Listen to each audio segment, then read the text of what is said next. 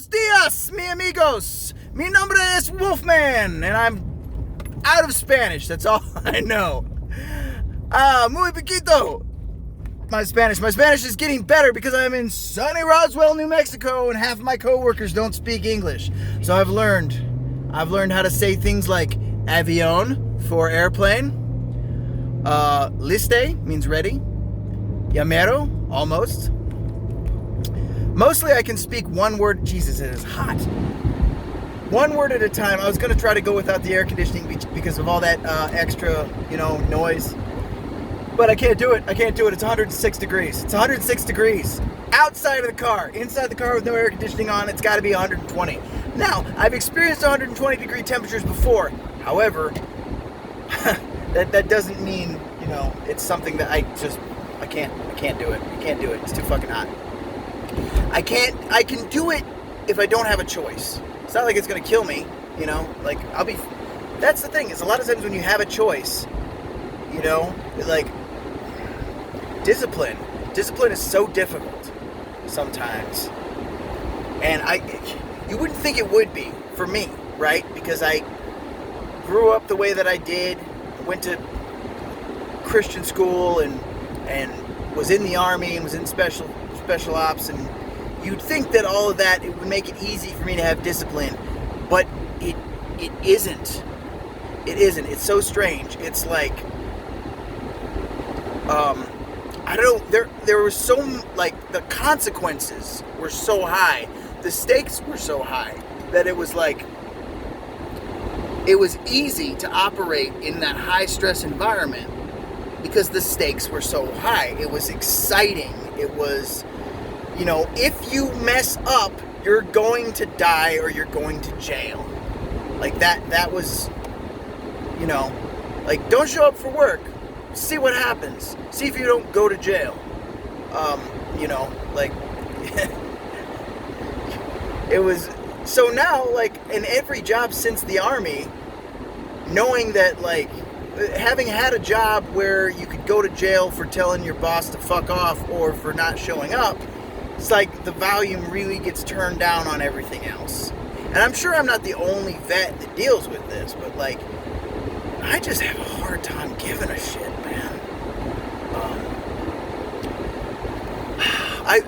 I never really learned how to be motivated by good things. I'm trying to teach myself how to be motivated by my dreams and my goals and my aspirations. I'm trying to teach myself how to follow the carrot instead of running from the stick, because not my whole life, I don't really have much of an excuse anymore. I've been out of the Army since 2013. I should have figured this out by now. And it's not to say that I haven't figured it out to some degree, but it took me a while just to realize what the problem was. And now I'm just, I'm trying to figure out how to motivate myself with my dreams and aspirations rather than motivate myself with, if you don't do this, somebody's going to beat you, or if you don't do this, somebody's going to throw you in jail. That whole, pass, fail, life or death thing, that was my whole life for, the first 26 years.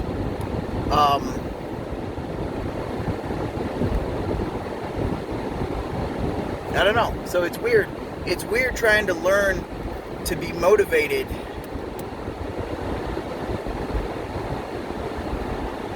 knowing that, I can fuck this up.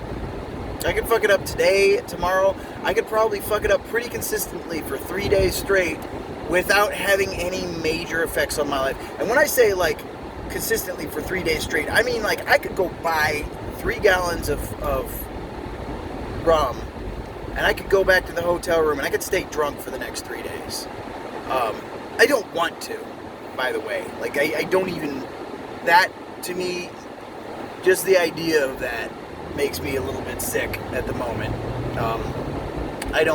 I'm getting to the point where hangovers aren't cute anymore. I don't like to feel bad from drinking. So, I still get tricked. I still get tricked sometimes. I still go, oh, well, I feel good now. Obviously, I'm not drinking too much. but, you know, like, I feel fine. And I'm just going to have myself a couple of drinks. I have a few too many drinks sometimes, and I wake up and I feel like dog shit. Or even, like, I don't drink, like, I don't get too drunk, but over the course of time, I'll drink too much. And, like, over a few days, I'll consistently do that. And then, like, it starts to hurt after a while.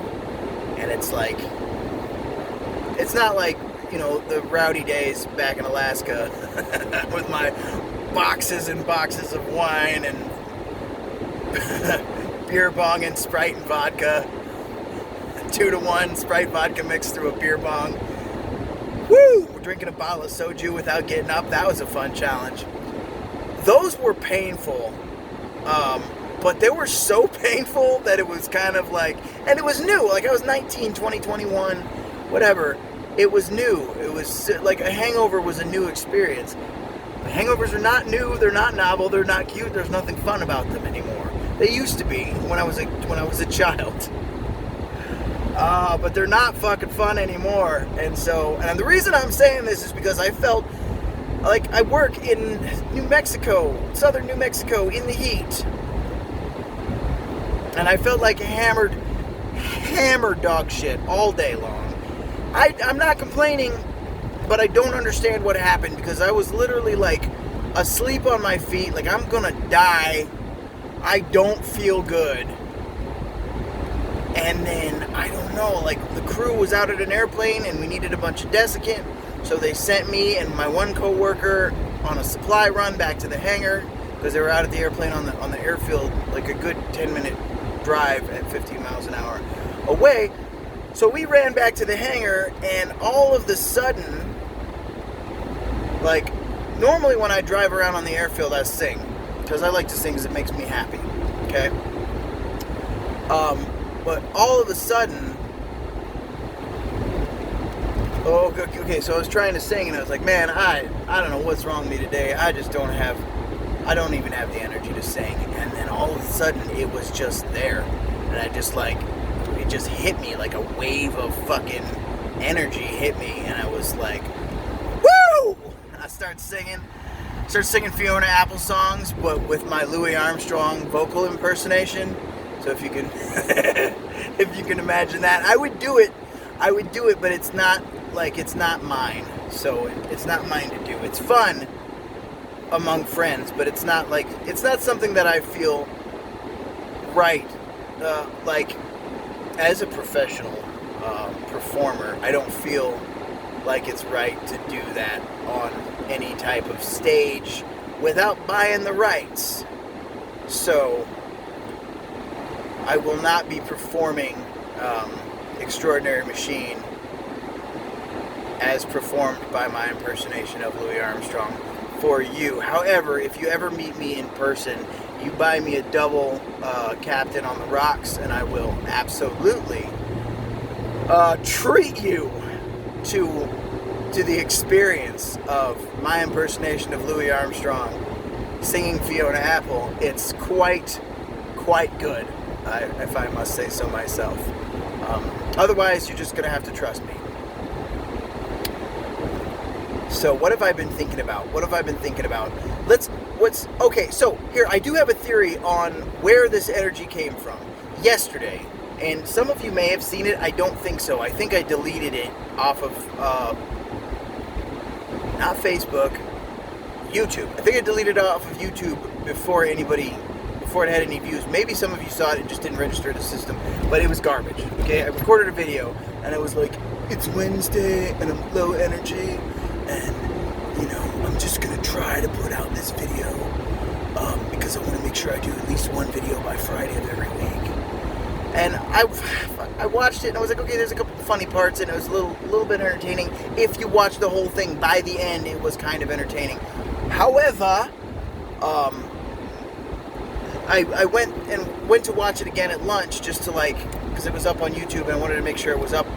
That's generally my process. I'll record it, I'll watch it, I'll post it, and then I'll put it on Facebook, and then I'll follow the Facebook link to YouTube and watch it, so that I can make sure that, like, the end viewing experience is good. Like, that's a little complicated, but that's how I do it. I'm sure there's a better way, but that's the way that I do it. It seems like to make sure that the finished product is watchable. But so I went to do that, and I got about halfway through it, and I'm like, I'm done with this. This is boring the crap out of me. And I'm like, that's me. That's me talking to me, and it's putting me to sleep. No good. No bueno. Bueno means good. Burt Reynolds. Right, but before I started recording that video, I was like, hey God, please bless my YouTube channel and let me make a good video that will be fun and entertaining. And there's my theory. I think the gods have blessed me with this energy to record this video, because while it's great that I show up and do the work when I'm low energy, it's a good practice for me. It does not create good product for you. And it's all about you, isn't it? It's all you think about. It's you. No, I'm kidding. I want you to enjoy it. Enjoy it, damn it. Enjoy watching it, all right? I intend to light my fuse and go a little crazy and record it for your viewing experience. I am not this high energy all the time.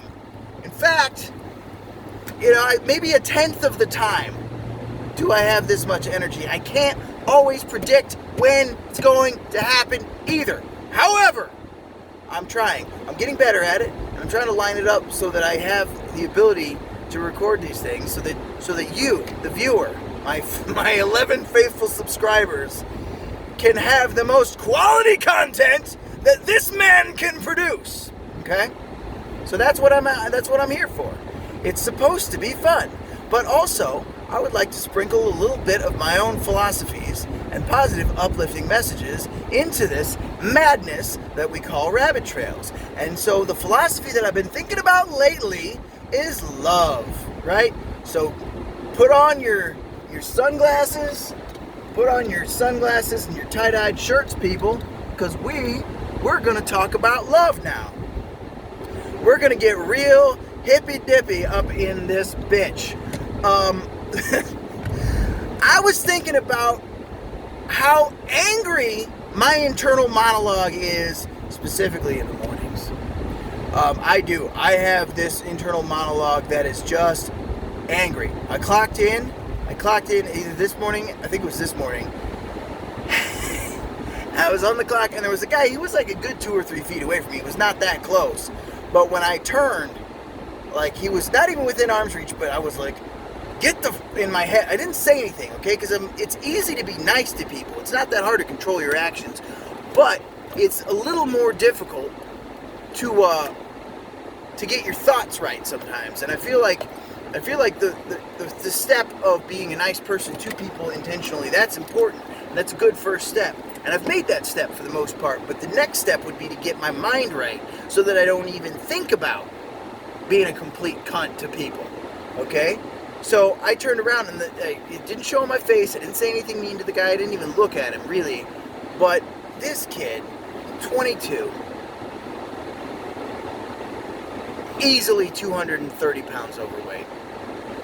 Okay? And in my head, I was like, back the fuck up, you fat piece of shit. You know? It would be so rude if I had said it, but these are the thoughts in my head. And I'm like, I don't want to operate from a place of rage, man. I want to operate from a place of love. So there's a second voice in my head, and the second voice says to the first voice, it goes, hey man, that's not operating from a place of love. You can't call that guy a fat piece of shit. And I'm like, but he is a fat fuck, isn't he? Yes, but no, okay? Underneath of all of that blubber is a human that is worthy of love, okay? So, is he a fat fuck? Sure, but, like, is that what he's defined by? Is fat fuckness? Is that, like, the key thing about him? I don't know this guy. He's just a stranger who happens to be overweight. I don't know why he's overweight. Maybe he's got a thyroid problem. That's what most people claim. Or at least they used to when I was growing up. Now I think there's so many fat people out there that it's just like, meh, I'm fat, you know, it's whatever. But anyways, the point is, like, his fatness isn't the thing that defines him. Is it unhealthy? Sure. But it's also unhealthy for me to be 35 or 40 pounds overweight, whatever I am. You know, and there's a lot of unhealthy things that people do. It's not my life. It's not for me to judge the guy. The point is, I want to change that internal fucking thing. And I thought like, okay, so was Chris Farley a fat fuck? I mean, sure, but that's not what's important about Chris Farley. If somebody asked me about Chris Farley, I would say he's a brilliant comedian who, I believe, overdosed on drugs. He's dead because of an unhealthy lifestyle. But he was fucking brilliant. I wouldn't say he was a fat fuck. That's not what Chris Farley was. What he was a brilliant comedian. And I'm sure that there's something good about that fat kid that I wanted to cuss out this morning that I didn't cuss out. So, you know, hoorah for me. But the point, that's not the point. The point is, it's easy to love people when they are being nice to you. It's more difficult to love people when they're being neutral. They're not doing anything specifically nice for you. Like it's super easy. Somebody like randomly buys you a Monster energy drink and shows up to work and gives it to you. Like my friend Chris did for me one time. It's very easy to love the person who's doing that while they're doing that. On the other hand, when you feel like shit because of your own overindulgence, and also the fact that I was woken up at 2 o'clock in the morning by some crackhead knocking on my hotel room door, but that's another story for another time. Interrupted sleep is the point. So when you feel like shit, it's hard, at least for me, it's hard sometimes to love people who are being just existing. They're not affecting you in any way. And it's super difficult to love people who are being difficult. I mean, like, especially people that are supposed to be in charge, you know. For me, that's what it is. People that are supposed to be in charge that are being a little bit, like if your boss is being a dick, it's hard to love that person. But going back to the idea that we are all nodes in a network and that every interaction that you have with another human being should be viewed as an opportunity to raise the mood of the planet Earth over the course of your life. Like, be nice to people, to put them in a better mood so that they go on and be nice to people. Pass the love forward, and if somebody hands you some hate, then that hate should die with you. And that's what I want to leave you with, my friends. I hope that you enjoyed this video. I am at my hotel, and I am very, very hungry, so I'm going to end this video